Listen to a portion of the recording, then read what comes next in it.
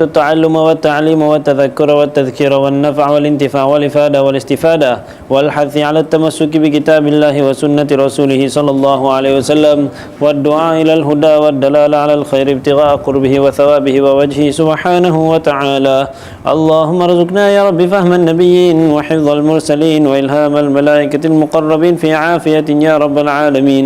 قال الشيخ المؤلف أدام الله النفع به وبكم في الدارين آمين رضي الله عنكم.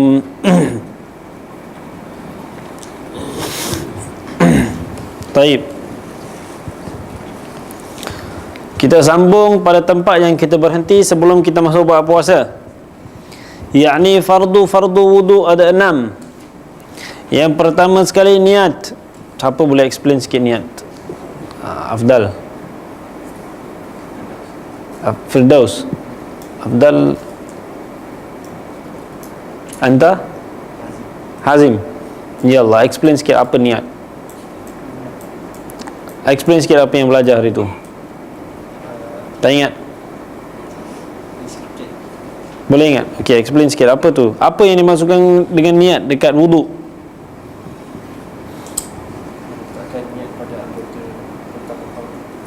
Melakukan niat pada ketika kita melakukan awal ibadah. Dan awal ibadah kepada wuduk iaitu anggota pertama yang apabila kita melakukan fardu wuduk, iaitu kita bercuci muka.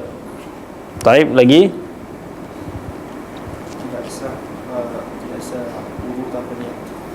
Tidak sah wuduk tanpa niat, kecuali mazhab Hanafi boleh ya.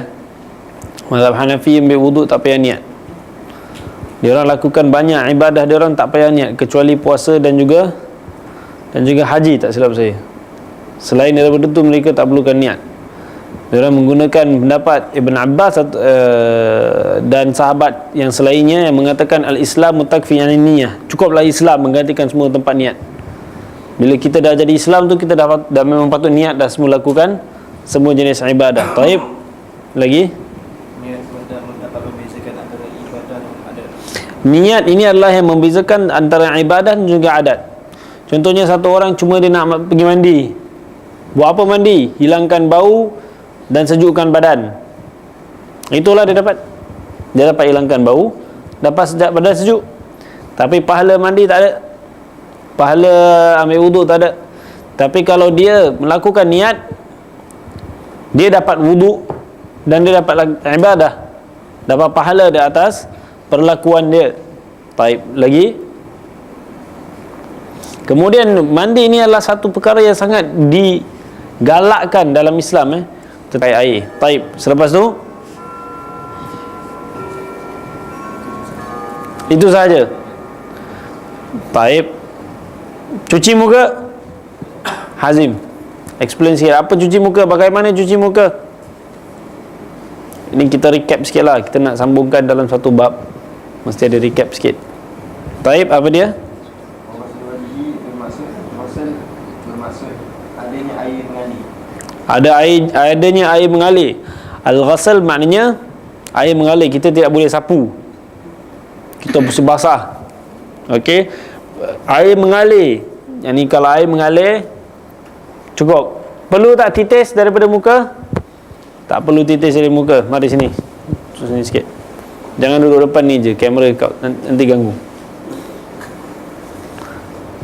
Dia mesti ada air mengalir, walaupun ke atas kulit tu sendiri. Itu dinamakan cuci. Kalau air tak mengalir, itu bukan cuci. Contohnya kalau kita ambil sapu tangan, basahkan sapu tangan, pra. Lepas tu kita sapu muka. Itu cuci tak? Itu tak cuci. Tapi untuk atas kepala boleh. Macam bila sapu kepala, pasal apa? Bila kepala tu sapu. Tetapi kalau bila muka tu cuci. Tapi kalau towel basah-basah boleh ya? Boleh lah, selagi air mengalir. Taib. Lagi? Apa lagi nak explain sana? Tempat tumbuhnya rambut sehingga dagu. Tempat biasanya tumbuh rambut. Pasal ada orang nanti rambut dia daripada belakang sini. Sini je rambut dia dengan tepi. Jadi tempat biasanya tumbuh rambut. Okey, sampai dagu. Kemudian ini daripada atas ke bawah, dari kiri ke kanan ni cuping kan nama dia? Ni bukan cuping. Ni tak tahu benda tapi dia pergi sini, pergi sini. Nah, daripada pangkal telinga. Daripada pangkal telinga ke pangkal telinga. Ini daripada atas bawah kiri kanan. Okey, mesti cuci dan sekelilingnya. Jadi pandai-pandai lah agak-agak. Jadi kalau kita cuci muka tu, tak cukup kita cuci yang ini saja. Dia mesti cuci tepi, kena sini semua. Kalau satu orang lelaki janggut dia sini semua habis. Tamam? Semua jambang-jambang dia semua kena cuci. Tamam? Sampai bawah dagu dia. Lepas tu sini adalah cerita. Baik, lagi? Apa lagi explanation ada kat wuduk? Cuci muka, okey. Itu yang wajib, yang fardu. Tamam. Kemudian kita akan sunnah wuduk ada tak? Mungkin tak ada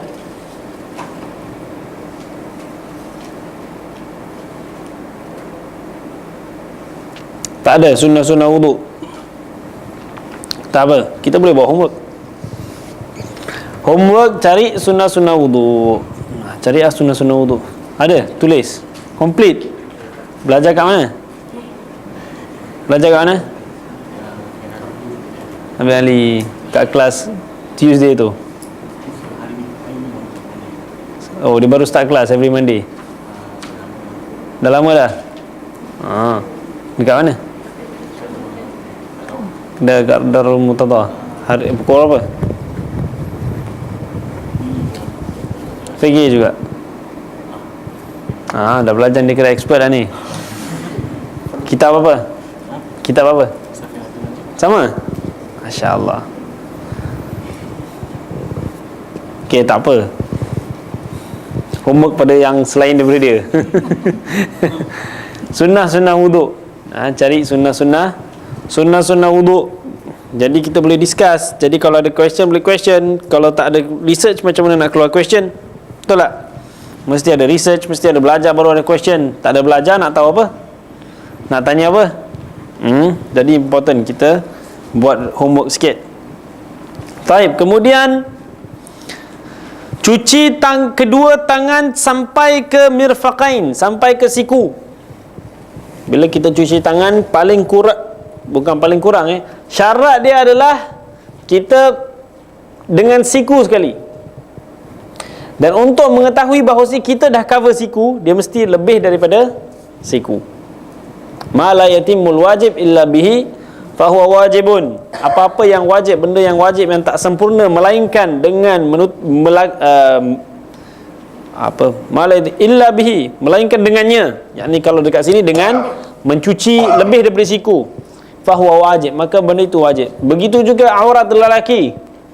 Kalau kita tutup aurat, kita kata apa? Daripada atas lutut sampai ke pusat. Baik. Tapi boleh tak kita tutup cukup daripada atas lutut sampai pusat? Tak boleh. Pasal apa? Pasal kita tak yakin bahawasanya tempat yang wajib tu dah ditutup tak kalau kita taruh atas lutut. Atau kita taruh betul-betul dekat lain pusat. Bergerak sikit, terbuka. Maka kalau macam gitu, wajiblah kita menutup lebih daripada pusat dan lebih daripada lutut. Jadi kalau satu orang tu kalau pakai seluar, kalau tutup semua lutut dia, itu selamat lah. Itu bagus. Paling kurang. Kalau dia pakai sunnah lagi, panjangkan sampai setengah buku lali ataupun bawah sikit. Tamam. Dan apabila kita pakai setengah buku lali, kita mesti faham jangan banyak orang, Masya Allah, setengah buku lali, Masya Allah, nampak jelas-jelas dia punya apa, dia punya jubah ke, dia punya seluar setengah buku lali, nampak sangat. Tapi dia mesti berhati-hati. Jangan bila duduk seluar ternaik nampak lutut. Benda-benda ni semua mesti kita apa? Kita beri perhatian. Jadi kalau perlu panjangkan sikit lagi, panjangkan sikit lagi. Yang penting kita tak lebih daripada buku lali mana? Betis lah, setengah betis lah. Buku lali sini kan buku lali ankle kan?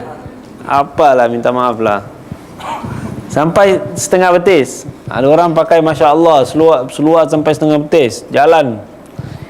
Ini antara sifat-sifat khawarij yang dinamakan oleh Rasulullah sallallahu alaihi wasallam. Pakai jubah pendek. Tamam. Kalau boleh nak sampai lutut dia pakai jubah. Dia punya cara macam itu, nak tunjukkan kononnya dia pakai pendek. Janggut besar-besar, serabai. Tamam. Janggut panjang sunnah, tapi mestilah kemas. Dan kita dalam mazhab Syafi'i, kita mementingkan kemas lebih daripada panjang. Melainkan mazhab-mazhab lain, mereka mementingkan kepanjangan lebih daripada kemas.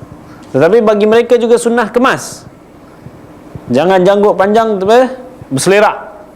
Pasal tu kita tengok kalau dalam mazhab Syafi'i, habaib-habaib, kurang kita nampak berjanggut mereka tu lebih daripada segenggam. Jadi mereka tu bukan tak nak, mereka nak, cuma kadang-kadang kalau lebih kepanjang nanti nampak berselerak. Jadi sunnah untuk dicantikkan, dikemaskan. Jadi mereka melakukan kemas, nak jaga kemas, benda tak panjang. Ada orang pula memang janggut dia tak panjang, tak boleh panjang. Ada orang pula tak keluar janggut. Apa nak buat? Jangan tuduh dia. Itu Allah yang dah cipta dia macam itu. Sekarang ni ada apa? Ada minyak, banyakkan janggut. Okey, pulanglah. Itu masing-masing. Tamam. Kalau dia nak nampak lagi apa? Masya Allah, dulu semua orang nak cukur janggut. Sekarang semua orang nak taruh janggut. Dulu orang pakai janggut sikit je, nampak macam-macam. Kalau sekarang dekat Eropah, Masya Allah, semua misai macam ni, janggut besar-besar. Dia orang kalau buat okey, orang Islam kalau buat masalah. Dia orang start okey, jadi semua orang Islam ikut pun okey. Tapi kalau orang Islam tak buat, kalau dia cukur, oh tak. Kita punya kehormatan manusia ni dah hilang, tak ada lagi kepada Rasulullah sallallahu alaihi wasallam. Jadi mestilah kita tengok pada kehormatan yang ada pada Rasulullah SAW, mengagungkan apa yang Rasulullah SAW agungkan, apa yang Rasulullah lakukan. Bukanlah kerana orang barat buat, boleh buat, orang barat tak buat, tak boleh buat. Rasulullah dah cakap dalam hadis, kamu ni akan ikut orang Rom sejengkal demi sejengkal, sampaikan kalau dia masuk lubang ular, kau pun masuk lubang ular juga. Dan sahabat-sahabat tanya, adakah mereka orang Rom, Nasrani ya Rasulullah? Rasulullah kata, siapa lagi kalau bukan mereka? Tamam. Ini cara yang dikatakan oleh Rasulullah sallallahu alaihi wasallam. Rabbighfirli wa tub alayya innaka antat tawwabur rahim. Cuci tangan dengan siku. Kemudian yang dimasukkan dengan cuci tangan ini bukanlah cuci tangan lengan saja, cuci tangan dengan sini semua. Kita mestilah make sure air sampai kepada semua tempat. Kemudian kalau kita cuci tangan, kalau ada jari lebih pun kena cuci. Ada jari lebih pun kena cuci. Kalau ada isi lebih pun kena cuci. Kalau dalam tangan ni, dalam kuku ada kotoran, mesti keluarkan. Mesti apa? Mesti keluarkan selain daripada peluh. Dan juga dikecualikan oleh Imam Al-Ghazali, kalau yang dalam kuku ni adalah memang kulit kita yang asli. Okay, kalau kita dalam kuku ni, kalau kuku dah panjang sikit, nanti ada kulit tumbuh lebih kat dalam. Okay, itu tidak ada masalah. Itu bukan kulit tumbuh, itu mungkin dia wear and tear, tapi dia tak keluar. Pasal apa? Pasal kuku menghalang. Jadi kalau macam itu,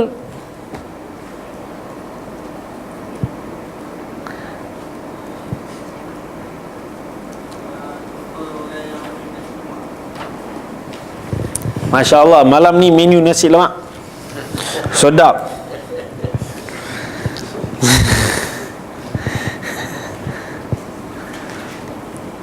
Jadi kuku dia tak keluar, kulit dia tak keluar.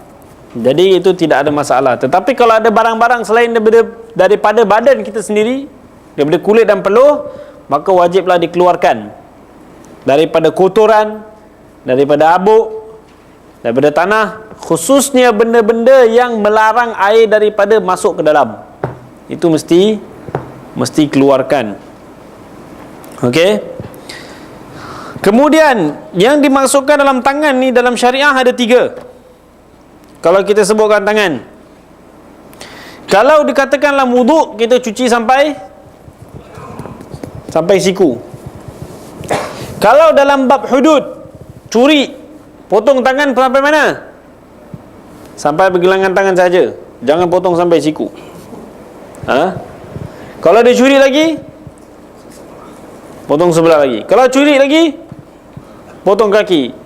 Ni betul.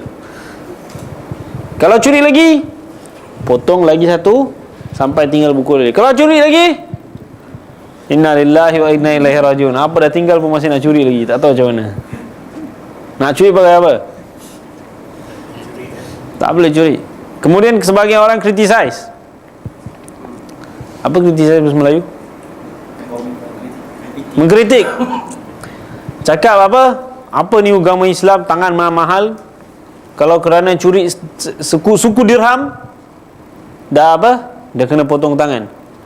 Kita kembali balik pada value tangan. Value tangan ni, bila dia beramanah, dia value. Bila tak ada amanah, ada value tak? Tak ada value. Kemudian orang yang dah kena tangkap curi ni, bukan first time dia mencuri. Orang kalau nak mula mencuri ni, dia bukan curi terus duit, Masya Allah, next moment terus dia curi 100,000, 100,000. Tak ada. Dia dah biasa mencuri. Dia dah biasa mencuri sikit demi sikit, demi sikit, demi sikit.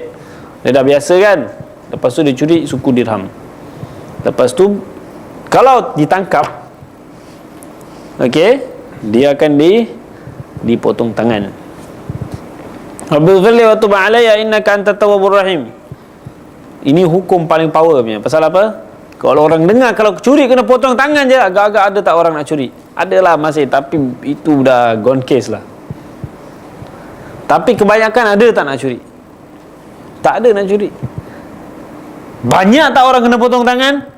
Tak banyak, kerana dapat banyak orang curi. Masya Allah, selesai. Implement hukum Islam.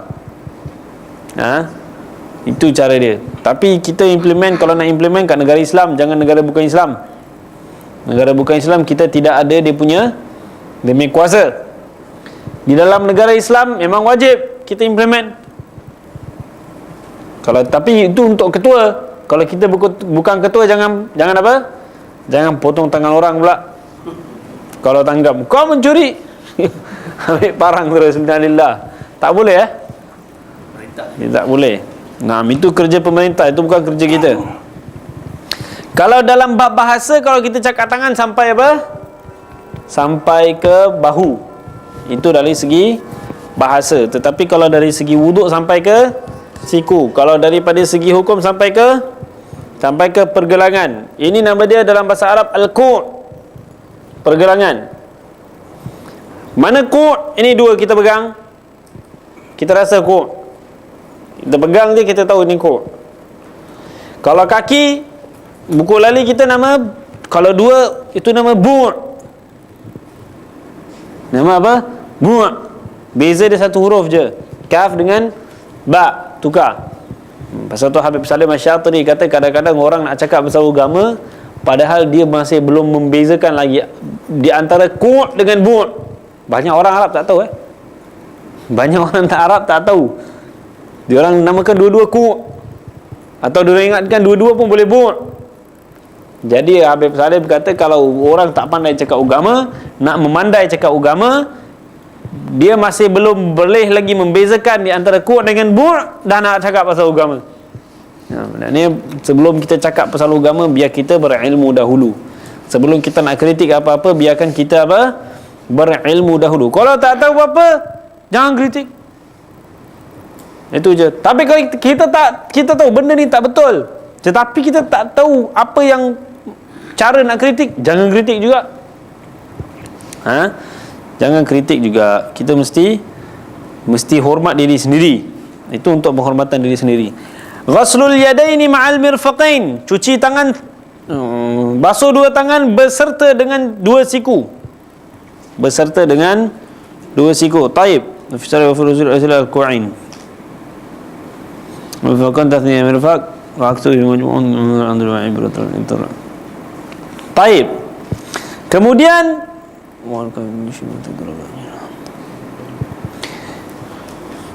sapu kepala. Sapu sedikit daripada kepala. Sapu sedikit daripada kepala. Yang dimaksud dengan sapu adalah sampai basahnya. Okey? Kepada kepala. Walaupun bukan dia buat sendiri. Dia suruh kawan dia buatkan. Campak air. Kawan dia campak air. Campak towel. Boom, campak. Pun boleh. Atau kawan dia yang sapukan. Boleh? Min basyaratir ra's. Sampai kepada satu daripada bahagian kepala. Sama ada kena kulit kepala ataupun walaupun dengan rambut sendiri. Tetapi rambut ini mesti ada dalam bahagian kepala. Maknanya kalau satu orang laki-laki ke, satu orang perempuan ke, rambut panjang, cuci rambut, okey. Tak boleh cuci ponytail. Dah aku dah cuci rambut. Dia mesti cuci atas bahagian kepala. Rambut ini mesti ada dekat atas bahagian kepala. Satu rambut cukup ke? Satu rambut cukup. Satu rambut cukup.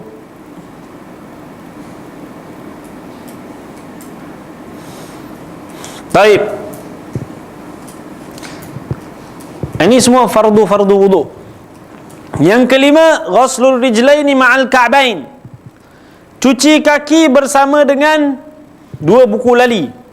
Ini penting Banyak orang ambil wudu tak cuci buku lali. Banyak orang ambil wudu apa?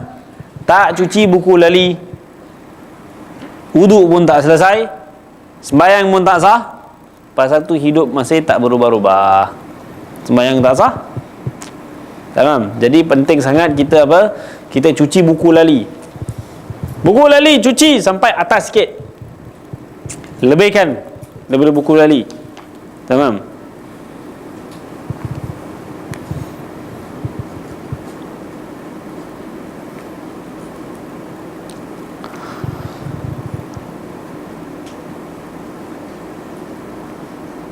Dan kemudian kalau ada apa-apa daripada minyak ataupun lilin kalau dekat kaki kita, tapi kat sini Malaysia kurang kalau kita ada kaki pecah-pecah, kalau ada minyak ke apa yang tebal kat dalam seperti lilin ini menghalang daripada air. Kalau minyak, taruh minyak. Orang taruh minyak je, nak baikkan dia taruh minyak gamat contohnya. Kena hilangkan minyak tak? Tak perlu. Pasal dia itu tidak melarang air daripada sampai. Yang melarang air daripada sampai adalah minyak seperti lilin ataupun grease tebal. Vaseline pun tidak Kita belajar kat Hadramaut, ulama-ulama kata Vaseline pun tidak melarang air daripada sampai ke kulit. Melainkan Vaseline tu tebal lah, dah menjadi macam lapisan plastik ke atas badan. Tapi kalau dia setakat sapu saja, itu tidak tidak melarang air daripada sampai ke dalam kulit. Kemudian kita ni kurang kaki pecah-pecah. Pasal alhamdulillah, masya-Allah kita pakai stokin jalan atas kapet.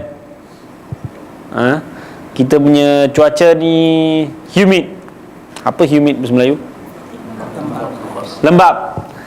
Tapi kalau dekat Hadramaut tu masya-Allah, budak kecil pun dah pecah kaki. Pasal apa? Jalan atas pasir. Diorang sengajalah tak pakai kasut. Jalan atas pasir. Kemudian diorang cuaca kering. Kalau musim sejuk tu lagi sampai darah-darah keluar. Boleh nampak. Tapi itu sangat kita perlu jagalah. Kalau kita ni kita akan mengotorkan masjid, perlu pakai socks ke apa. Janganlah sampai kita pijak atas kapet masjid sampai darah-darah. Tapi dia orang kampung, bukan kampung, orang badui. Jadi lain cara dia orang. Jadi dia orang bukanlah ramai, yang lebih kurang ada sikit je lah yang tak berapa mengambil perhatian dalam bab ni. Kerana mengotorkan masjid sudah menjadi satu perkara yang haram. Taib. Kemudian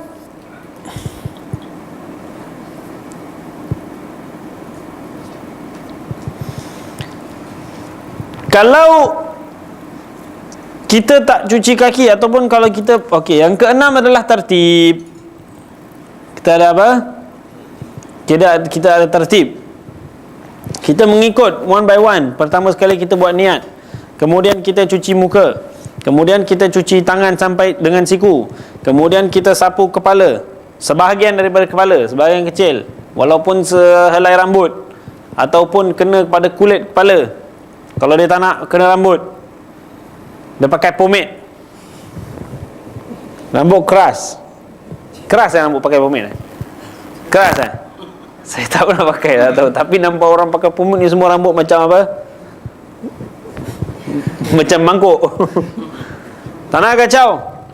Cut. Okey, Masya Allah. Cukup. Kadang-kadang kita mencinta dunia ni lebih daripada cinta agama. Okeylah, tak apa, yang penting kau semayang juga. Walaupun kau kena ubati cinta dunia tu. Okey, taruh satu titik ke atas, dan kalau di belah tengah ni, Masya Allah. Lepas tu line sini, okey, dia taruh satu dot. Tum. Okey, pas. Kemudian dia cuci kaki dengan dia punya buku lali. Okey.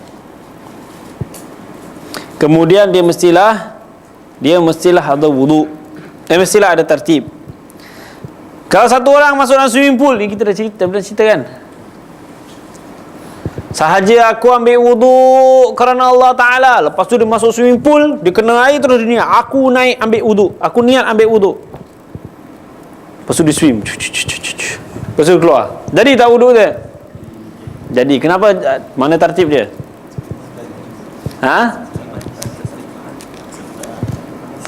Dalam satu saat siap semua cuci. Dalam satu saat siap semua cuci. Kalau dia terjun dalam swimming pool.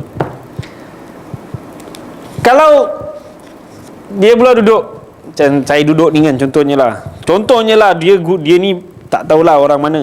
Ada banyak orang khidmat dia sebelah keliling dia, orang kaya ke apa, ada banyak orang gaji laki-laki kan, bukan perempuan. Kalau perempuan batal wuduk, haram pula tu. Kaki macam ni, dia kata aku nak buat Guinness World Record, ambil wuduk dalam satu saat. Satu orang cuci muka, dua orang cuci tangan, lepas tu satu orang pegang kepala dia, lagi satu orang cuci kaki dia. Dalam satu saat cuci, boleh? Dia tak boleh. Dia mesti apa? Satu, one by one. Kalau dia nak Guinness World Record pun mesti apa? Cuci muka, cuci tangan, cuci kepala, cuci kaki, boleh.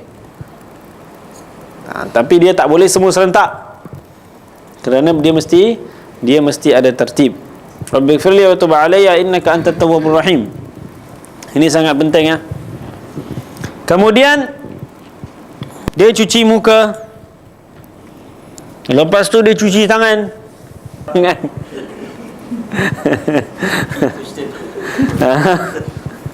Memakai khuf.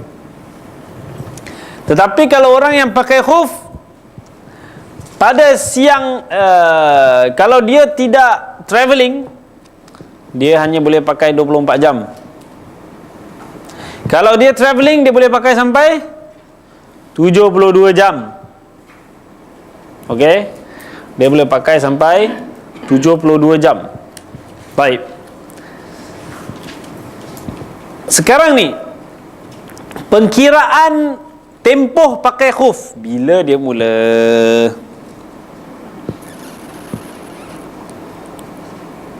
Sangat tahara tinggal bila wanya kuna qawiyan mungkin tatamu haja wanya kuna mani an lufudil ma min al khazr law subba alaihi wanya kuna tahiran wanya kuna satrun lil mahall al ghusl amma minhu fala yushtaratu an yasrah wa la yadhhar minhu min mahall al fard wa an la tantahil al ura wa an lam yadhhar shay' min mahall al fard fi al mudda fi nihayat al hadath بعد اللبس مطلقا إن عبه وقال الرملي من أول الحدث الذي من شأنه أن يقع بالاختيار كالنوم واللمس ومن آخر الحدث الذي من شأنه أن يقوم بغير الاختيار كالبول.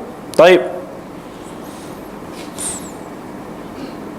من آخر الحدث نهاية الحدث. طيب, sekarang ni pertama sekali ada beberapa perkara yang mesti dilakukan kalau pakai khuf. Pertama sekali kita nak kena tahu khuf apa yang kita boleh pakai. Khuf jenis apa yang boleh pakai. Khuf tak semestinya perlu diperbuat daripada kulit, tapi sunnah kalau boleh dibuat daripada kulit. Pasal mazhab Malik, mereka punya khuf mesti pakai kulit. Selain daripada kulit tak sah khuf. Jadi adalah baik kalau kita pakai kulit.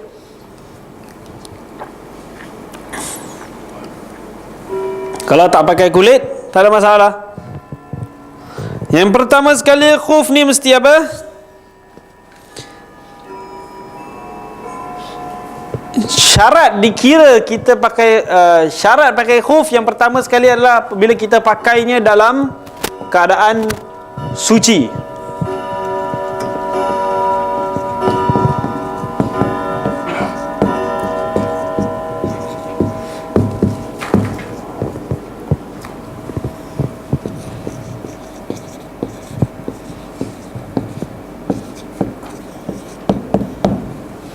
Yang kedua,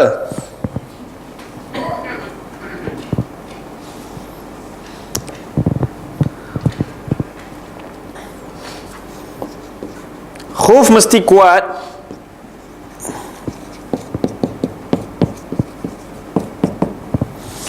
Yumkinu mutaba'atul mashi bihi lil hajah. Yang membolehkan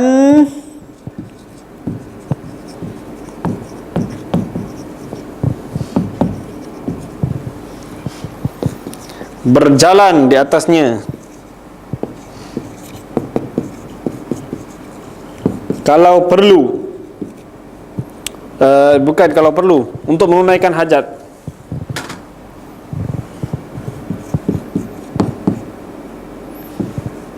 Memenuhi keperluan harian, memenuhi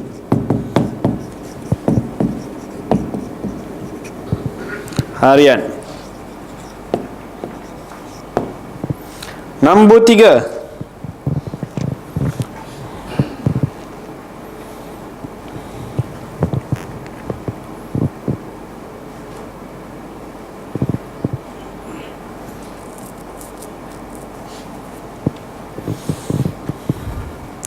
waterproof lah. Habis cerita kalis air. Dia panjang dia tulis sini Kalau kita macam gini je lah. Kalis air selain daripada kalau khuf pakai tali, selain daripada tempat tali tu. Kalau khuf pakai zip, selain daripada tempat zip tu. Kalau khuf tak pakai zip, tak pakai tali, tak payah discuss. Betul? Nah, itu tulis sendiri. Number 4, khuf itu mesti suci.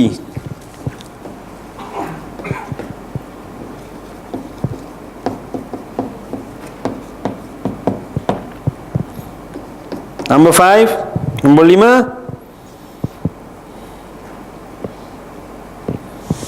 menutup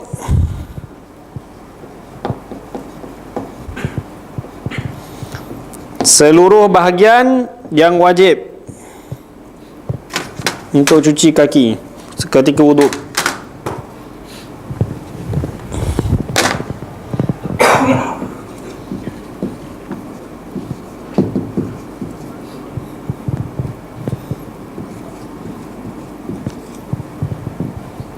Yang wajib dicuci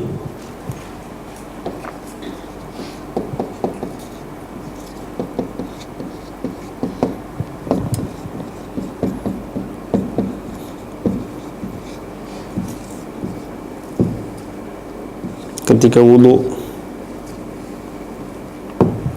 Tulis dulu 5.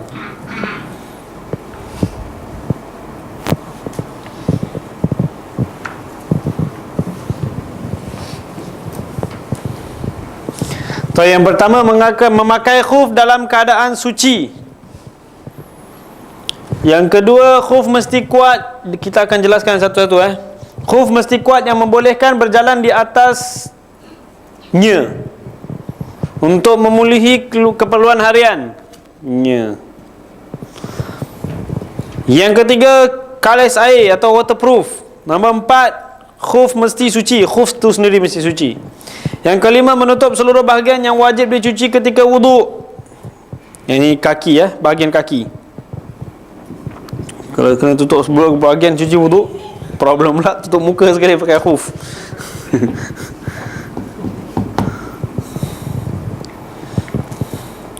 Okey, semua dah tulis? Boleh continue? Kita padam dulu pasal kita nak tulis lagi. Nanti kita akan explain.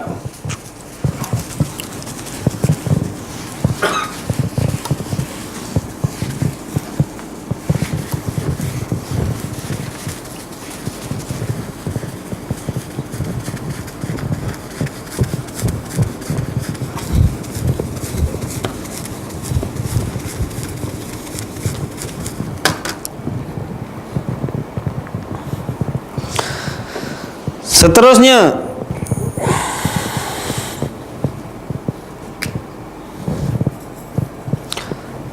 yang keenam,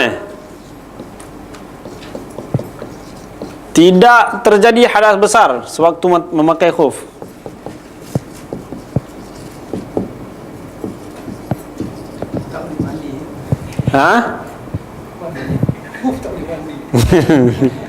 Tidak terjadi hadas besar ketika memakai.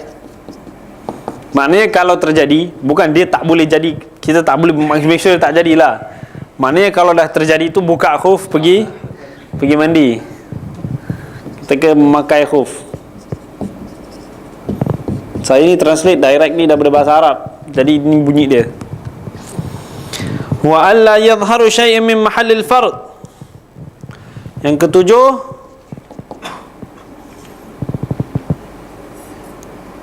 tidak terbuka khuf pada bahagian yang wajib dicuci.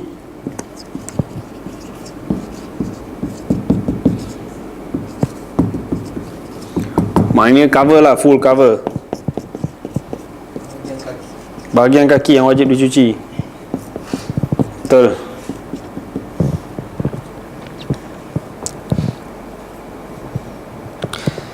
Yang ke-8, tidak terbuka talinya.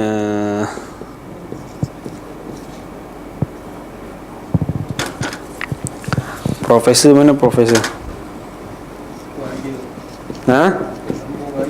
Sambung raya. Tali ataupun zip. Kalau tak ada tali, tak ada zip, apa yang tak boleh buka? Khuf lah, jangan buka. Betul. Okey, sekarang kita explain one by one. Yang pertama tadi kita katakan apa? Memakai khuf ini 1 hari 1 malam bagi orang yang mukim. Orang yang mukim ni maknanya orang bukan musafir. Apa yang dimasukkan orang mukim? Kita dah explain masa travelling. Kita dah explain tak?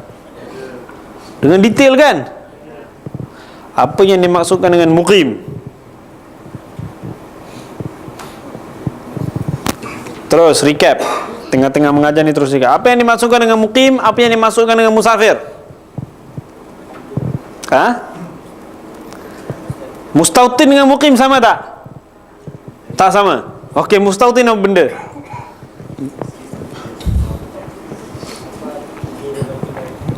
Macam mana?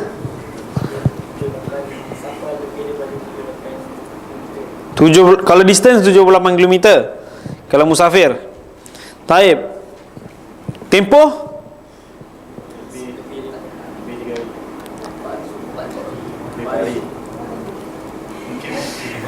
Tiga ke 4? 4 hari. Selepas tu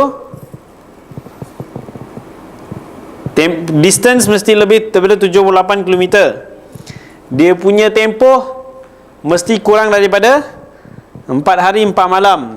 dan permulaan hari itu dikira daripada waktu subuh, pengakhiran hari dikira sebagai maghrib. Okey, itu yang dinamakan sebagai musafir. Muqim adalah siapa yang travel tidak lebih daripada 78 km, ataupun kalau dia travel lebih daripada 78 km, dia duduk satu tempat tu lebih daripada 4 hari 4 malam. Itu nama dia muqim. Tapi kalau kita seminggu sekali je duduk KL, boleh jamak kasar tak kat KL? Seminggu sehari je duduk kat KL, boleh jamak kasar tak kat KL? Mustautin terus out of the discussion. Mustautin terus tak boleh. Dia cerita ni pasal muqim dengan musafir saja. Taib. Dan di dalam bab ini muqim termasuklah sama dengan orang mustautin. Alhamdulillah. Jadi sekarang yang pertama sekali, mestilah kita pakai khuf tu di atas taharah yang sempurna, suci yang sempurna. Maknanya kita mesti dah suci daripada hadas besar dan mesti dah ada dalam keadaan wudu kalau kita nak pakai khuf tu. Sekarang ni cerita pasal pakai khuf atau buka khuf, bukalah bila-bila, nak pakai bila-bila. Cuma kita nak cerita pasal kelonggaran untuk mengambil wudu apabila kita sedang memakai khuf. Ini yang kita nak discuss. Apabila kita cakap cerita pasal khuf, dia cerita pasal kita nak sapu atas khuf, kebenaran untuk menyapu atas khuf. Okey. Dan 8 syarat ini adalah yang hendaklah kita penuhi kalau kita nak sapu atas khuf. Jadi pertama sekali mestilah ada dalam apabila kita memakai khuf tersebut, mestilah kita dalam keadaan suci yang sempurna. Maknanya kita ada hadas, kita suci daripada hadas besar dan kita juga suci daripada hadas kecil. Okey? Kita suci daripada hadas besar dan suci daripada hadas kecil. Pakai khuf. Satu orang pakai khuf waktu subuh, kerja sampai zuhur, tapi tak batal wudu. Tiba-tiba dia nak buka khuf. Dia buka khuf. Dia kerja lagi sampai asar, kerja ke apalah, yang penting, tapi wudu dia yang dia ambil sebelum pakai khuf tu, sampai asar masih ada lagi wudu tu. Lepas asar dia nak pakai khuf balik, boleh tak? Wudu masih ada? Boleh? Boleh ya? Dia sekarang ni, dia kira kita nak sapu atas khuf ni, dia tengok bila kita batal wudu ketika memakai khuf. Bila kita memakai khuf, kemudian kita batal wudu apabila kita memakai khuf, situ baru kita cerita nak sapu atas khuf. Kalau sebelum kita batal wudu, tak payah cerita. Buka pakai, tak ada masalah. Nak ambil wudu baru ni ambil wudu, atau baru ambil wudu 12 jam lepas masih ada wudu sampai sekarang, atau dah ambil satu hari satu malam tak tidur, kerja 24 jam, ataupun tidur tapi duduk tapi tak pernah pergi toilet, masya-Allah. Dia kurang makan, kurang minum, masya-Allah. Jadi tidaklah ada masalah. Yang penting apabila dia memakai tu, dia suci daripada hadas besar, dia suci daripada hadas kecil. Kedua-duanya. Perkara yang kedua, itu cerita dia. Yang ni mula kelonggaran kita nak memakai khuf tu apabila kita pakai khuf, kita dalam keadaan suci. Lepas tu kalau satu orang dah pakai khuf, lepas tu dia batal wudu, selepas batal wudu dia buka khuf, lepas buka khuf dia pakai khuf balik dalam bukan keadaan wudu. Tiba-tiba dia kata aku nak sapu atas kaki, boleh tak? Aku nak sapu atas khuf. Tak boleh, dia dah buka khuf. Bila dia buka khuf, dia mesti ambil wudu dengan cuci kaki sekali.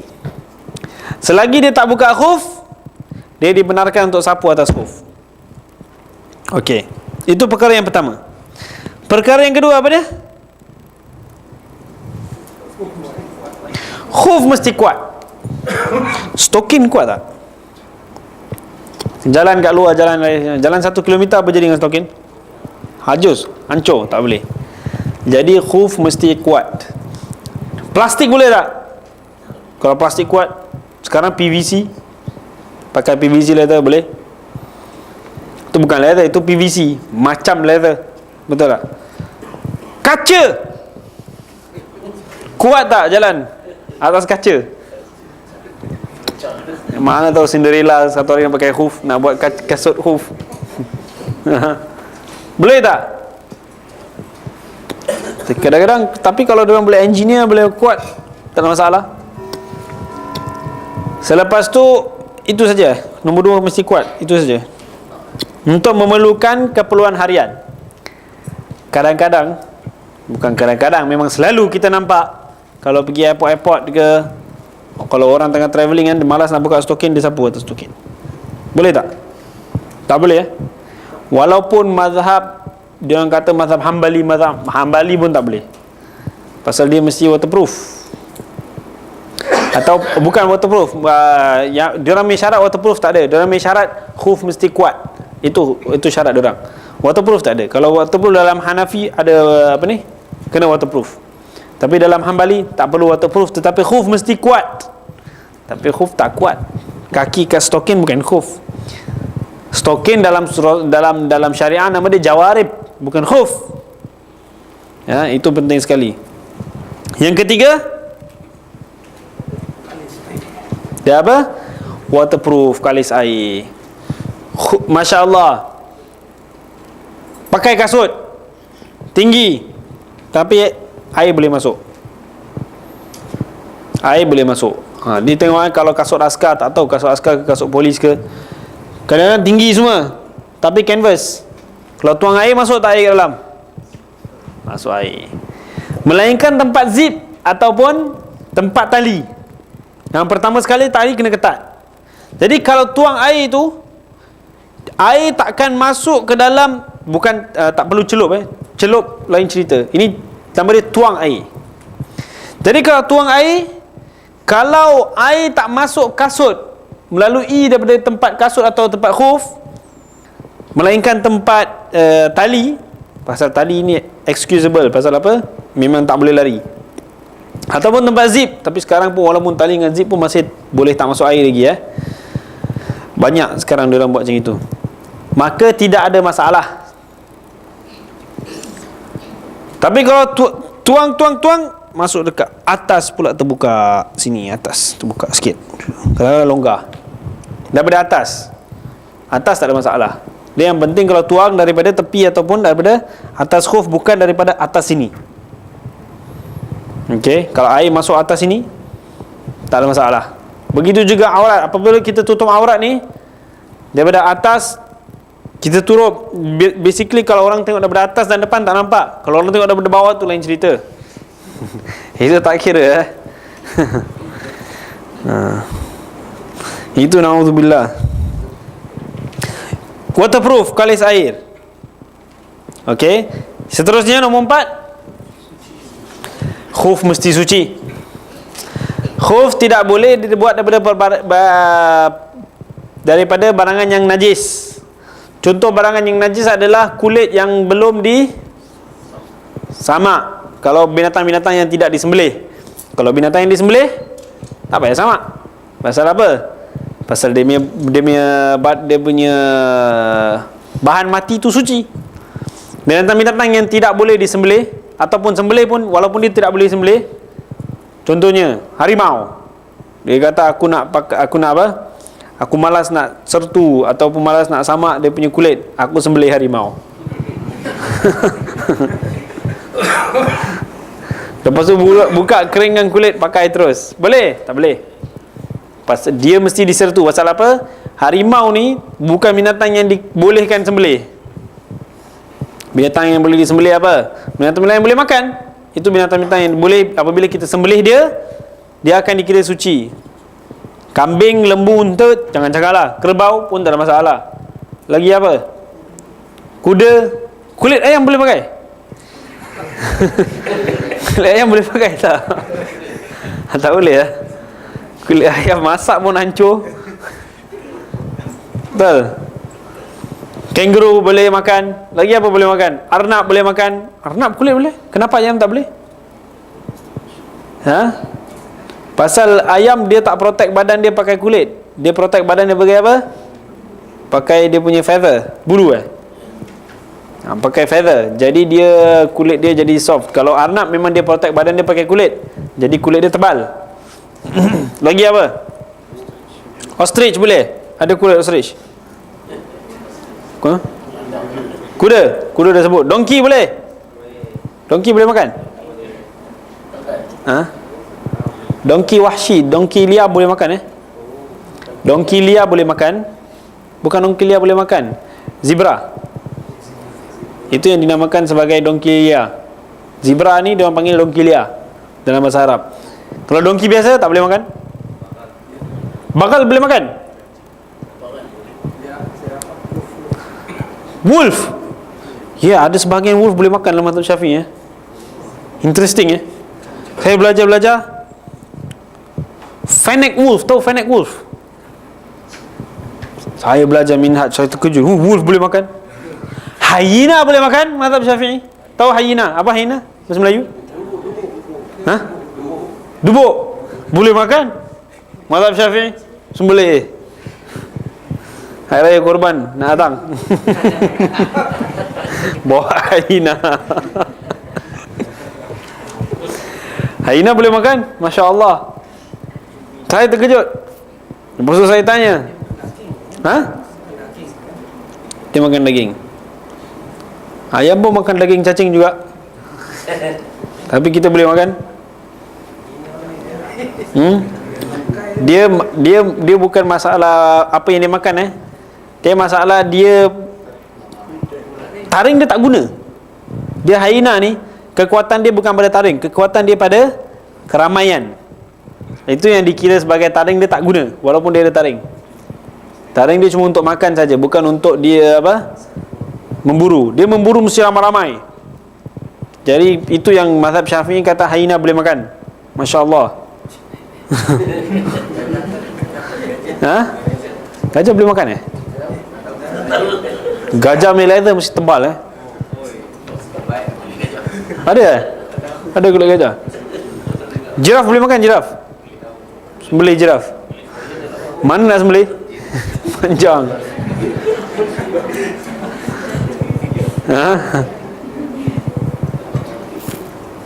Mungkin macam unta lah, sembelih dekat dekat-dekat dengan dada dia. Unta pernah tengok unta sembelih macam mana? Buka YouTube tengok unta sembelih macam mana. Pasal unta macam mana nak tarik unta bawah, tak boleh, unta kuat. Sebahagian orang pandai, dia bawa unta duduk, lepas tu terus dia sembelih. Atau sebahagian unta tengah berdiri tu, dia cucuk saja dulu. Cucuk slice terus dia punya leher daripada dekat-dekat dengan dia chest. Habis darah semua keluar. Terus tombang. Nanti balik tengok macam mana sembelih unta. Taib. Cerita pasal kulit. Lagi apa? Kalau binatang-binatang yang tak disembelih, dia punya kulit mesti sama, kecuali anjing dan babi. Apa kita buat dengan kulit dia? Buang. Tamam. Kulit useless. Tak boleh buat apa-apa dalam mazhab Syafi'i. Kulit kucing, ada kulit kucing. Tapi boleh kalau nak pakai. Boleh kot. Tapi manusia ada rahmat kepada kucing jadi kuranglah saya rasa. Kalau nampak orang jual kulit kucing, saya rasa mesti kecoh dunia. Vietnam. Ular boleh makan ular? Ular boleh makan Darurat apa, orang pun boleh makan. Kalau dia bangkai. Darurat. Landak? Tak tahu Landak boleh 80 kilo. Penyu. Boleh makan ke tak? Boleh. Dalam mazhab Syafi'i boleh. Tak, dia tak boleh duduk ke atas darat lama-lama. Dia mesti balik pada air. Kura-kura tak boleh.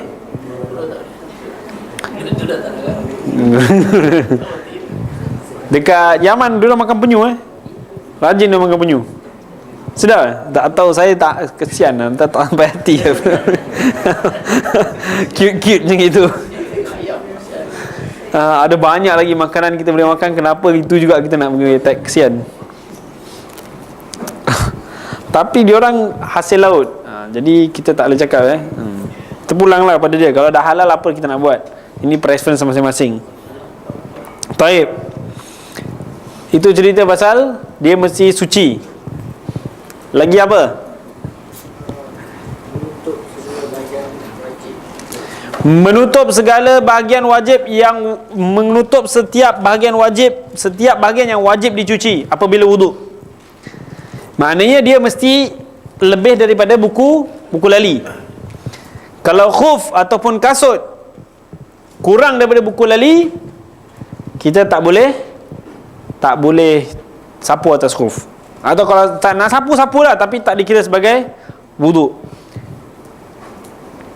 Tengah semayang pakai kasut boleh?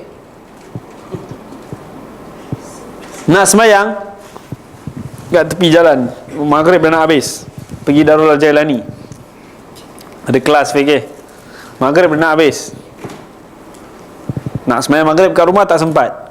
Lepas tu kalau semayang nanti sampai lambat, okey semayang on the way, tiba-tiba maghrib dah nak habis, dia pun semayang pakai kasut, boleh? Boleh tak pakai semayang pakai kasut? Boleh, tak ada masalah. Kalau bersih, kalau suci, kalau tak ada najis. Kalau kotor, tak najis, boleh? Boleh? Boleh? Boleh.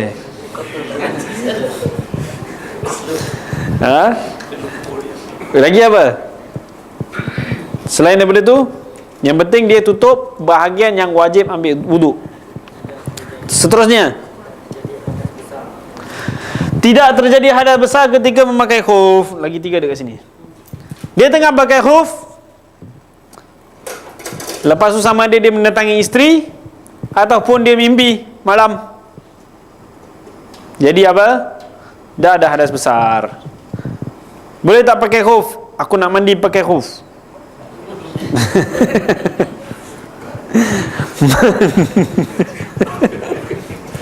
Mandi pakai khuf. Boleh, tak boleh. Pakailah khuf, suka hatilah. Tapi apa? Tak boleh sapu.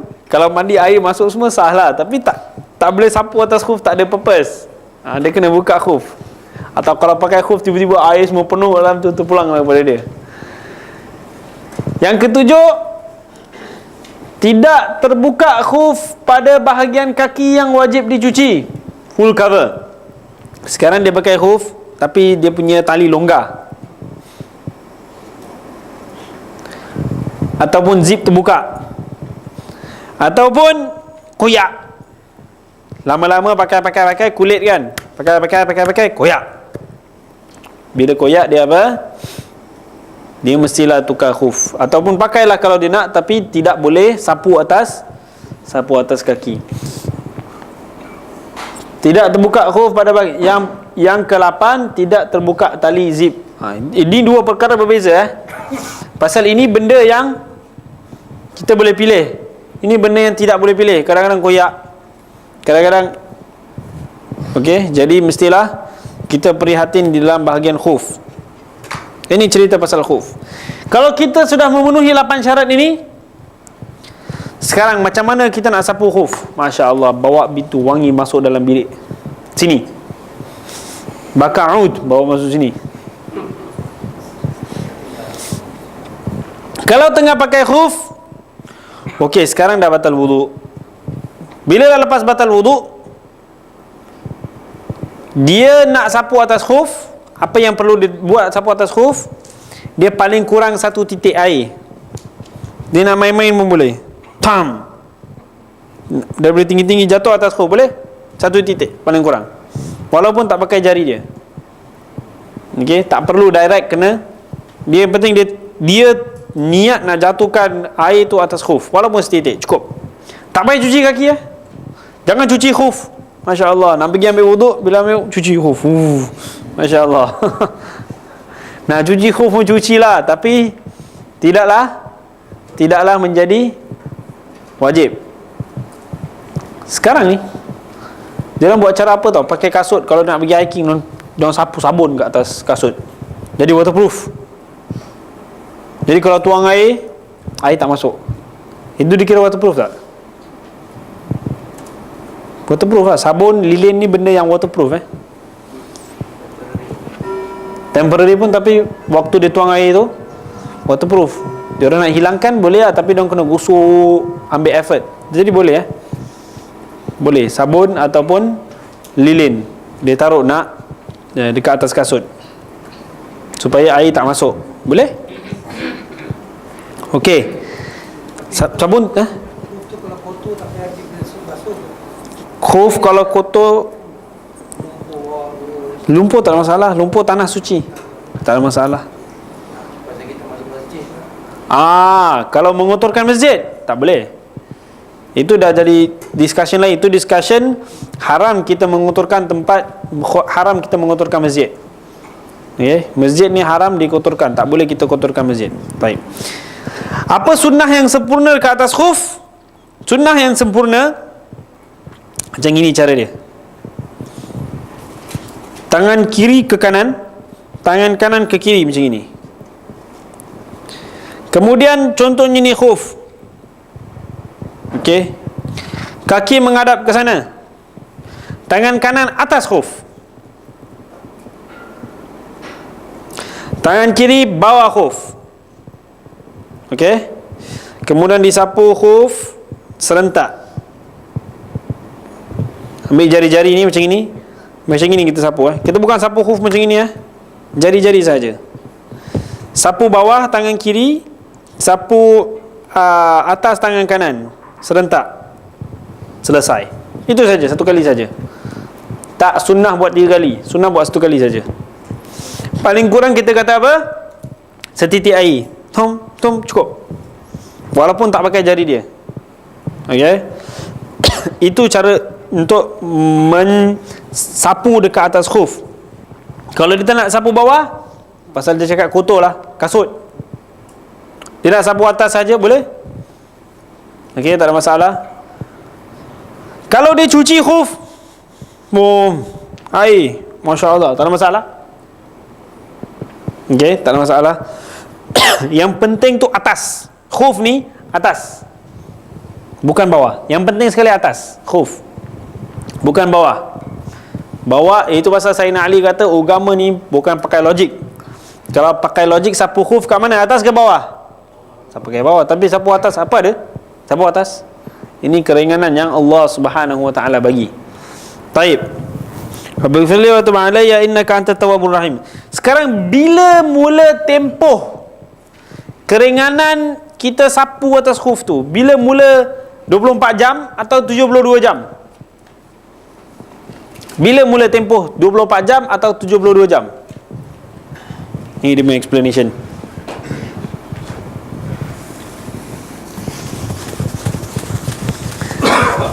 Bila mula tempoh 24 jam atau 72 jam? Bila mula tempoh dia?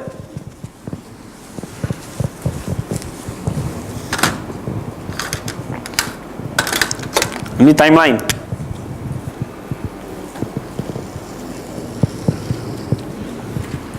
Okey. Dia mula pakai khuf pukul 6 pagi.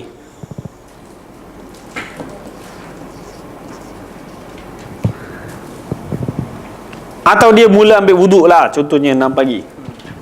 Dia mula pakai khuf pukul 9 pagi.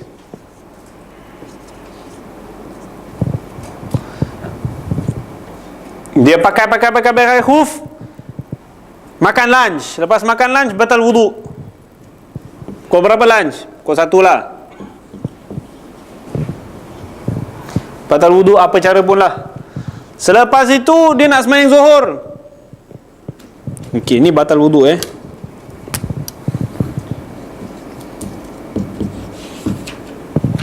Pukul 1 dia batal wuduk. Kemudian nak sembahyang zuhur pukul 2. Office dia jemaah sembahyang pukul 2. Jadi dia pun nak kena ambil wuduk. Okey. Selepas tu hari seterusnya panjang. Teruslah maghrib, isyak, subuh. Sekarang bila mula tempoh kalau dia sebagai mukim 24 jam tu? Bila mula? Ha? Bila dia batal? Mula tempoh dia 24 jam dia bila dia ambil wudu dengan atas khuf. Okey? Sekarang dia ambil wudu. Pukul 2 ni dia ambil wudu. Wudu khuf lah, pasal dia sapu atas khuf. Musim sejuk lah. Contoh je. Nanti kita ada explanation dia. Ini mula tempoh 24 jam dia. Bila dia ambil wudu dan sapu khuf. Ingat, tempoh mula 24 jam tu bila kita mula sapu atas khuf tu. Ada perbezaan ulama, kita tak payah sebut. Kita ambil yang satu saja, pasal kita baru nak belajar. Kita belum nak belajar perbezaan banyak sangat.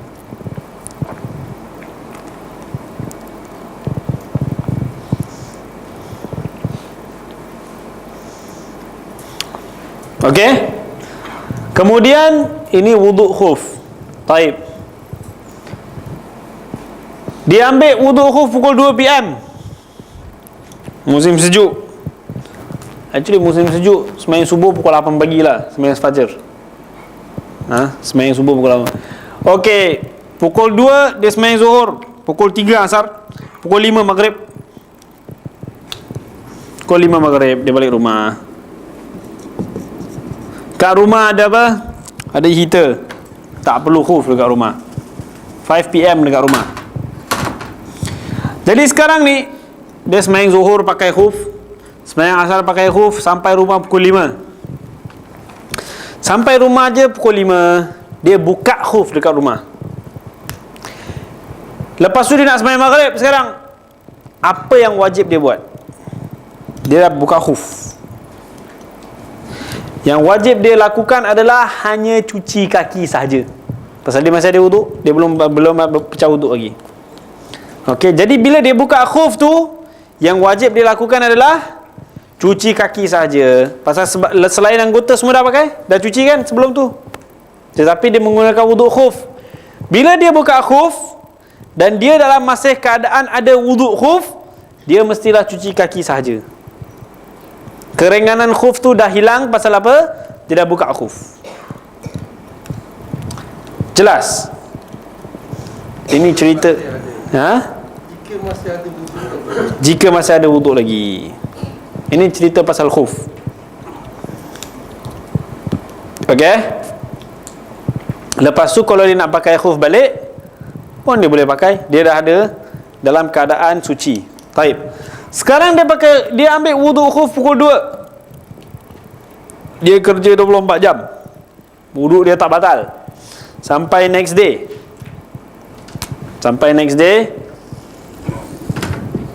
Okey. Contohnya dia tak buka khuf pada pukul 5. Dia terus ada wuduk. Sembahyang subuh pakai sama wuduk, sembahyang zuhur, asar pakai okey, dia sembahyang semua pakai sama wuduk. Sekarang kita kata kalau untuk bukan orang travelling dia berapa lama? 24 jam sampai 2 PM. Sekarang pada 2 PM ni apa perlu dia buat? Dia masih ada wuduk khuf. Jadi sekarang dia punya tempoh 24 jam dah habis. Okey, sekarang apa perlu dia buat pada 2 PM ni? Buka khuf, cuci kaki, pasang balik khuf, siap. Okey? Selepas dia pasang balik khuf, siap. Dia boleh tahan lagi sampai next day 24 jam. Contohnya kalau dia okey, sekarang dia ambil wuduk khuf. Okey, semua dah jelas Yang penting sekarang dia boleh pakai khuf 24 jam walaupun dalam satu wuduk. Kalau dia tak batal wuduk, dia hanya perlu buka khuf dan pasang balik. Dia tidur, dia ada wuduk khuf kan? Okey, dia tak nak buka khuf. Dalam rumah pun sejuk. 2 PM, 5 PM, okey, sampai besok pagi pukul 6 bangun. Okey. Terus hari. Lepas tu dia ambil wuduk khuf kat sini. Pukul 8 sembahyang subuh dia kan. Okey, pukul 8 dia sembahyang AM. Pukul 8 AM dia ambil wuduk khuf. Lepas tu diteruskan. Lepas tu pukul 1 PM dia ambil wuduk khuf lagi. Sampai bila dia boleh tahan demi khuf? Dia ambil 2 kali wuduk kat sini. Untuk sembahyang subuh, wuduk khuf lah. Pasal dia dah bangun tidur kan. Wuduk khuf sini, wuduk khuf pun kat sini juga. Sampai bila dia boleh pakai khuf? First wuduk khuf dia kat sini. Second wuduk khuf dia sini. Third wuduk khuf dia dekat sini. Sampai pukul berapa dia kena pakai khuf, dan sampai pukul berapa dia boleh tahan sampai wajib dikeluarkan? Sampai pukul 2. Dan pasal dia daripada wuduk yang pertama, wuduk khuf yang pertama, daripada sapu yang pertama. Ini semua tak payah tengok. Ini semua forget it. Sekarang dia ada wuduk khuf. Okey, dia dah bangun tidur, wuduk khuf, dia buat lagi wuduk khuf kat sini. Kita kata tempoh dia sana sampai 2 PM. Dia sembahyang asar pukul 3. Boleh tak masih dia continue pakai khuf sampai pukul 3? Boleh dia pakai sampai pukul 3, tapi waktu dia nak ambil wuduk, waktu dia nak solat, dia mestilah basuh kaki. Dia boleh pakai sampai pukul 10 malam pun, tetapi jangan dia lepas sembahyang lah. Jangan miss sembahyang. Okey, katakan dia traveller. Traveller tu kira 3 hari 3 malam macam mana? Bukan 72 jam. 72 jam ke?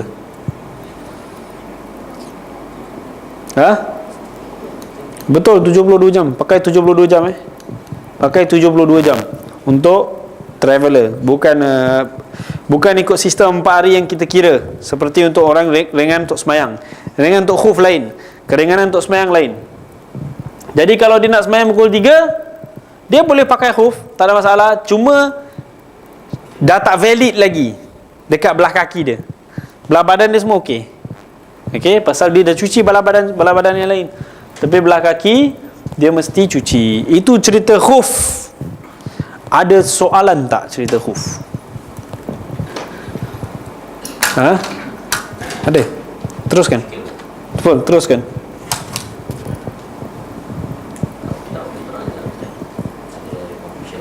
Ada confusion? Apa confusion dia? Selepas 24 jam. Okey, dia ambil wuduk khuf kat sini. Sampai, maknanya kalau dia nak solat atau nak baca Quran atau segala, dia nak kira diri dia sebagai seorang yang berwuduk, yang suci, mula daripada wuduk pertama sampai ke wuduk pertama pukul berapa? Pukul 2. Dia punya keadaan suci dia boleh dikira sampai pukul 2 next day je. Selepas next day, dia tidak suci selagi dia tidak cuci kaki dia. Maknanya wuduk khuf dia sampai pukul 2 saja. Wuduk khuf je saja sampai pukul 2. Jadi kalau dia dah melepasi pukul 2, dia mesti cuci kaki saja cukup. Kalau dia belum batal wuduk. Kalau dia sudah batal wuduk, cucilah semuanya. Jelas? Ada soalan lagi? Berapa sekarang? Masya Allah. Jadi apa? Kita berhenti dalam discussion dalam khuf. Minggu depan kita masuk pasal 6, niat. Ada lagi soalan? Tentang wuduk. dalam 24 jam. Katalah dia terpaksa mandi. Terpaksa mandi. Buka lah. Kena buka. Jadi nak kira daripada yang kedua ke, ataupun nak kira daripada dia mandi tu balik? Daripada mula. Okey, contohnya. Contoh pukul 8 tu dia mandi lah malam tu. Okey, sekarang pukul 2 dia ambil wuduk khuf. Ini tukar pukul 8 pasal dah tak ada tempat lagi. Tukar pukul 8. Dia kena mandi. Dia buka khuf, dia mandi. Lepas tu dia pakai khuf balik. Dia dah mandi, dah pakai ambil wuduk semua. Lepas tu dia pakai khuf balik. Lepas tu pukul 10 dia tidur. Lepas tu dia bangun pukul 6 pagi, dia ambil wuduk sebelum pergi kerja. Tak apa lah. Tapi nak kira daripada dia pakai khuf balik, Dia pakai khuf balik pukul 8 kan? nak kira 24 jam tu daripada pukul 2 ke daripada pukul 8? 24 jam tu mula daripada dia ambil wuduk khuf pertama dia. Makna dia sekarang dia kalau tidur, dia okey, sebelum dia lepas mandi pukul 8 dia terus pakai khuf. Dia tidur pukul 10. Dia bangun pukul 6. Lepas tu dia ambil wuduk khuf dia pukul 6. Okey? Contohnya wuduk khuf dia apa? Pukul 6. Sini wuduk khuf.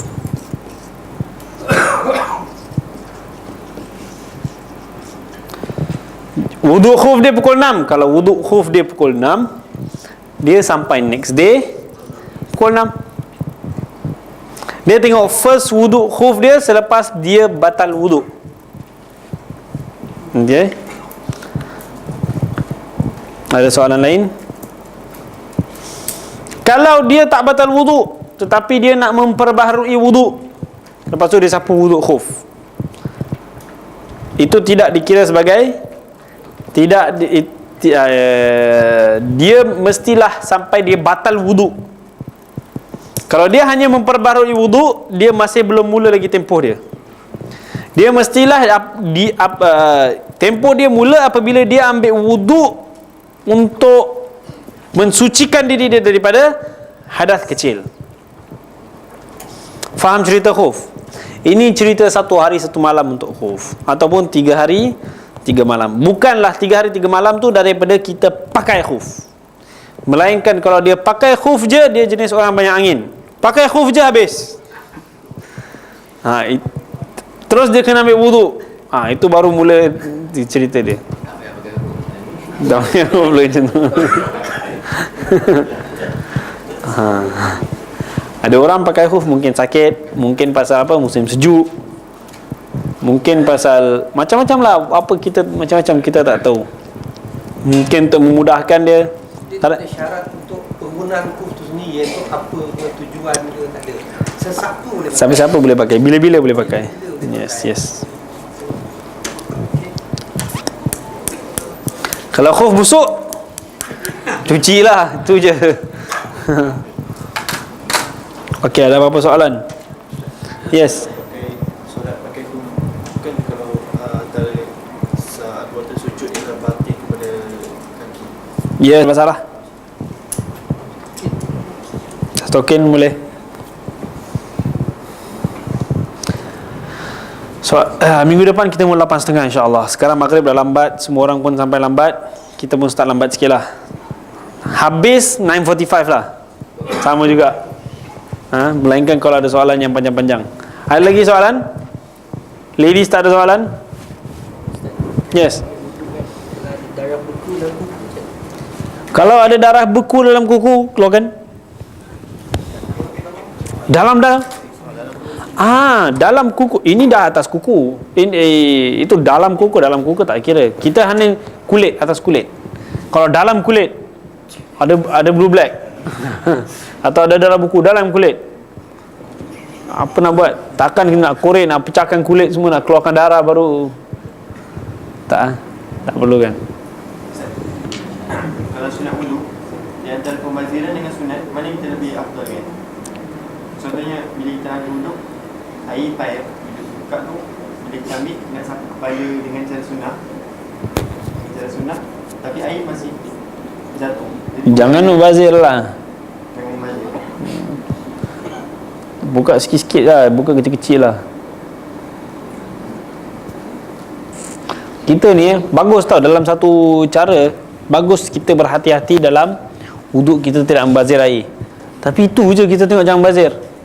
Kalau dalam bab pembelajaran, dalam bab makan, dalam bab lain-lain semua kita bazir, lag je, tak ada masalah. Jadi kita pembaziran ni bukan setakat hanya bab wuduk saja. Itu hakikatnya. Tapi bagus, alhamdulillah, benda bagus kita konsentrate dalam bab wuduk, kita tidak membazir. Tetapi kalau itu je kita tengok zat tak membazir, itu apa? Yalah. Dalam bab mandi tak, wuduk je dia tengok. Mandi tu berbam. Atau macam mana? Tetapi dalam wuduk ko, lepas tu tengok orang pula tu, tengok dia membazir. Tengok sendirilah. Kalau contohnya orang membazir air banyak sangat, dia buka, kadang-kadang tak faham saya. Nak cuci benda kecil, buka air, pam. Nak ambil wuduk, buka air, 90% air terbuang. Agak-agak lah sikit. Kalau dia air kecil, kalau terlepas sikit-sikit, okey lagi lah. Ini kalau air terbarai macam itu, sayang Itu memang sifat pembaziran yang sangat teruk lah. Kalau itu pun dia tak boleh jaga. Banyak orang ambil wuduk macam itu. Dekat Singapura, kat masjid-masjid pandai. Diorang pakai apa, type tu yang ada macam shower. Jadi air buka perlahan, tapi dia buka besar. Dia macam spread. Dia pipe macam tu. Itu bagus Berbandingkan dengan apa ni, yang tekan ke atau buka, Masya Allah. Itu masing-masing lah apa nak buat. Kalau ada pembelanjaan lebih sikit, tukar yang tu, bagus, alhamdulillah. Apa lagi?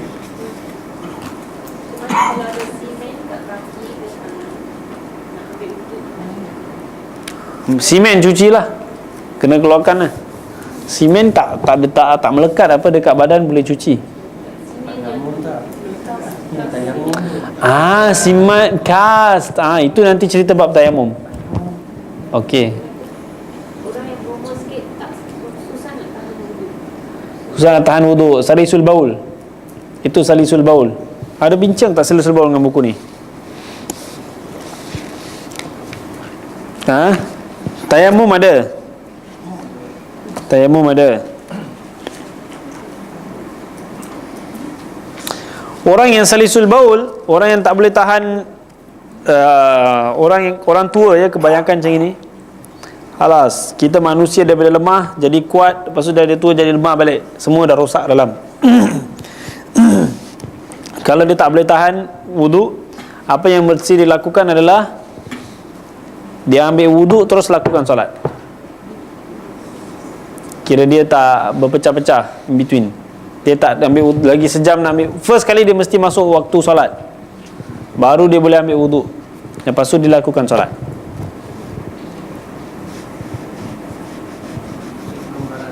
Ada kelonggaran. Kemudian kalau kita dah biasa tengok orang tua, kalau kita rasa dia boleh terima nasihat, kita nasihat.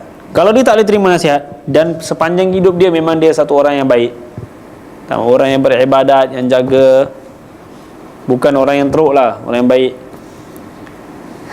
Kadang cakap, ada satu pakcik tu, saya cakap dengan dia, saya nampak lutut. Dia kata, aku tak ada nafsu lagi lah. Apa kau nak dengan aku? Semua umur kulit pun dah kedut. Dia kata, apa lagi? Jadi kita tengok kadang-kadang kalau kita rasa benda tu boleh manfaat, kalau tak, Allah SWT, kalau hidup dia semua dah beribadah, takkan dia dah tua macam ini Allah nak apa? Allah nak menyusahkan dia, betul tak? Jadi kalau orang dah tua tu yang rajin daripada di waktu muda dia beribadah, kalau kita jangan apa? Kalau kita rasa dia boleh terima, kita cakap. Kalau kita rasa dia tak boleh terima, dan pandai-pandai lah. Kalau kita tak nak kena sound, diam-diam lah. Kalau kita rasa kita berani nak kena sound ke, okey lah, teruskan lah. Tapi chance dia nak tukar memang susah lah, dia dah tua. Tak ada. Ada yang nampak peha, Masya Allah. Jubah, dia suka jubah lama dia. Nampak peha. Ini sikit je, tak ada masalah. Masya Allah, sembahyang. Tapi apa nak buat, dia orang tua. Kadang-kadang dia punya pemikiran dah tak macam, kita tak nak katakan dia tak sempurna, kita tak katakan dia tak sempurna lah. Akal dia sempurna, sihat walafiat, pandai fikir, baca Quran semua boleh. Dia tak nyanyuk, tapi Orang tua lah. Jadi kita apa, pandai-pandai lah kita fikirkan. Lagi-lagi kalau kita dah nampak dia memang jenis beribadah, takkanlah seumur hidup dia jaga solat, pergi sembahyang semua, tiba-tiba time tua macam ni Allah nak menyusahkan dia, Allah nak kira-kira dengan dia. Bahkan ada satu hadis, kalau dari segi fikir memang kita katakan tak salah, tapi kita juga mesti faham dalam cara yang lain. Ada satu hadis Rasulullah berkata, Allah SWT malu nak ambil hisab kepada orang yang dah lepas 60 tahun tapi masih beribadah kepada Allah. Allah malu. Dan 60 tahun masih nak menyembah Allah SWT. Jadi pandai-pandailah kita. Wallahu alam. Tapi kita kalau dah berilmu, dah pandai, jangan kita satu hari kita tua kita macam gitu pula lah. Kita mesti jagalah tata tertib bahagian fikih. Ini ilmu ni semua bukan datang melainkan daripada Rasulullah SAW. Kesahan solat, tidak sah solat, ini bukan ulama keluar suka-suka daripada kepala mereka. Rabbi ghfirli wa tub alayya innaka antat tawwabur rahim. Wallahu alam.